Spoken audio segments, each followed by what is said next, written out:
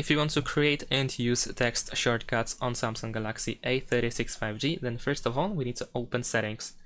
Scroll down in the Settings, all the way down, in order to go to General Management.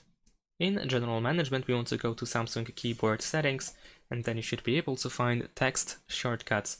So let's go over here. You can press this plus button in the top right corner in order to create a shortcut. So for example, if I write hi in the shortcut, then the expanded phrase should be hello.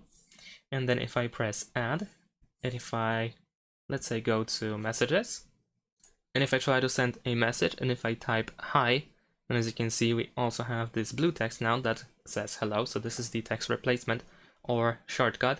And if I press space, it will be replaced with hello. Of course, we can also press or write the text, and we can select on the left side whatever we have written in order to prevent replacement. Thanks for watching. Leave a like and subscribe to my channel, and see you in my next videos. Bye.